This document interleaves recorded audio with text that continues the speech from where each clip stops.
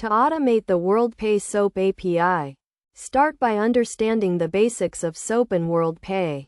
SOAP is a protocol used for exchanging structured information in the implementation of web services, while WorldPay is a payment gateway that enables online transactions. First, register for a WorldPay account and obtain your merchant ID and other necessary credentials. Next, choose a programming language and a SOAP client library that supports your chosen language. Popular choices include Java, Python, and C#.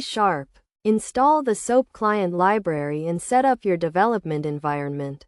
Then, generate a SOAP request using the WorldPay API documentation as a guide. The request should include your merchant ID, payment details, and other relevant information. Use the SOAP client library to send the request to the WorldPay API endpoint and handle the response. The response will contain information about the payment, such as whether it was successful or not. To automate the process, you can use a scheduler or a cron job to run your script at regular intervals. You can also integrate the WorldPay API with your existing e-commerce platform or application. Best practices include handling errors and exceptions properly, logging transactions for auditing purposes, and using secure protocols such as HTTPS to encrypt sensitive information.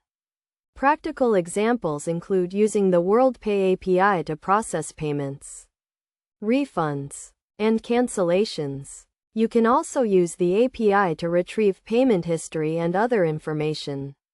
Key concepts to keep in mind include the importance of security and compliance when handling sensitive payment information. You should also be aware of the WorldPay API terms and conditions, as well as any applicable laws and regulations.